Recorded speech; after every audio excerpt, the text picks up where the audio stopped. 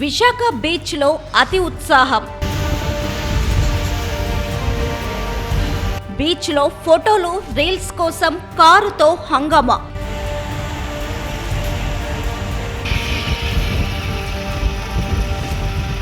ఇసుకలో చిక్కుకున్న కారు పోలీసుల సహాయంతో బయటకి.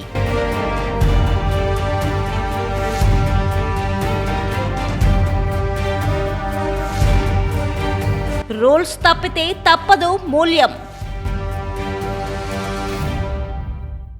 ప్రశాంతతకు మారుపేరు, పర్యాటకుల స్వర్గధామం మన విశాఖపట్నం. అయితే ప్రకృతి అందాలను ఆస్వాదించడానికి వచ్చే కొందరు యువకుల అత్యుత్సాహం ఇతరులకు ఇబ్బందిగా, వారి ప్రాణాలకు ముప్పుగా మారుతుంది. తాజాగా విశాఖ ఆర్కే బీచ్ లో జరిగిన ఒక ఘటనే దీనికి నిదర్శనం.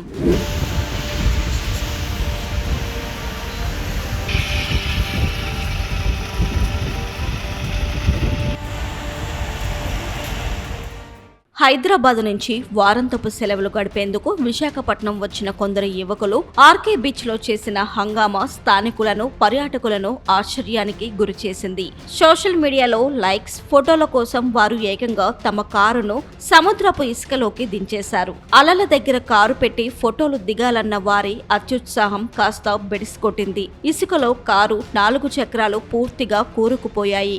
ఎంత ప్రయత్నించినా వాహనం బయటకు రాకపోవడంతో యువకులు నానా తంటాలు పడ్డారు. విషయం గమనించిన స్థానికులు ఇచ్చిన సమాచారంతో 3 టౌన్ పోలీసులు వెంటనే రంగంలోకి దిగారు. ట్రాక్టర్లు స్థానికుల సహాయంతో ఎంతో శ్రమించి ఆ కారును సురక్షితంగా బయటకు తీశారు. ఈ ఏడాది జనవరిలో అంతర్వేది సముద్ర తీరంలో కారు సముద్రంలోకి దూసుకెళ్లి ఒకరు చనిపోవడం తెలిసిందే. ఎన్ని ప్రమాదాలు జరుగుతున్నా యువతలో అవగాహన లోపం, బాధ్యత లేమి స్పష్టంగా కనిపిస్తుంది.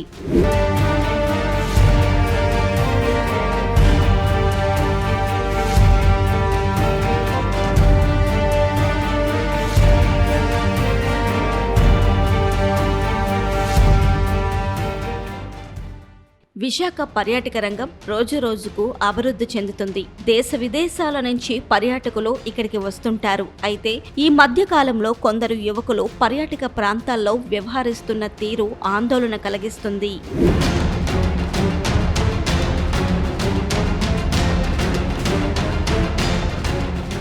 ఇన్స్టాగ్రామ్ రీల్స్, సెల్ఫీల మోసులో భద్రత నియమాలను గాలికి వదిలేస్తున్నారు. వాహనాలు అనుమతించని ప్రదేశాల్లోకి దూసుకురావడం, ప్రమాదకరమైన కొండచర్యల అంచులపై నిలబడి ఫోటోలు దిగడం పరిపాటిగా మారింది. కేవలం 2 నిమిషాల థ్రిల్ కోసం జీవితాలను ప్రమాదంలో పడేసుకుంటున్నారు.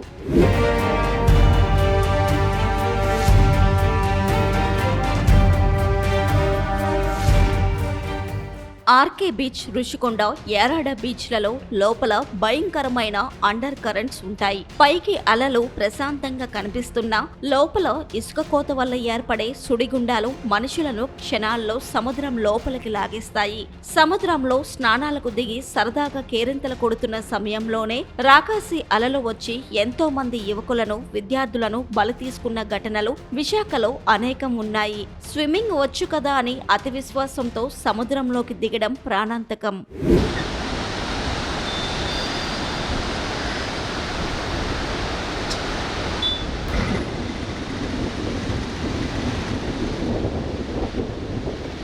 ఇలాంటి ఘటనల నేపథ్యంలో విశాఖ నగర పోలీసులు, ముఖ్యంగా బీచ్ పోలీస్, మెరైన్ పోలీస్ విభాగాలు మరింత అప్రమత్తమవ్వాల్సిన అవసరం ఉంది.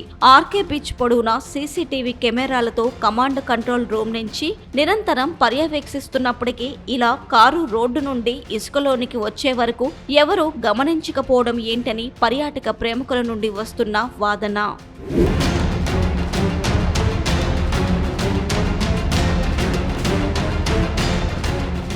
పోలీసులు ఉదయం నుంచి రాత్రి వరకు బీచ్ రోడ్డులో ప్రత్యేక పెట్రోలింగ్ నిర్వహిస్తున్నారు. వాహనాలను బీచ్ లోకి తెచ్చినా, తాగి న్యూసెన్స్ చేసినా కఠిన చర్యలు తీసుకుంటున్నప్పటికీ ఇంకొంత కఠినమైన ఆంక్షలు విధించక తప్పదు అనే వాదన వినిపిస్తుంది ఈ ఘటనతో.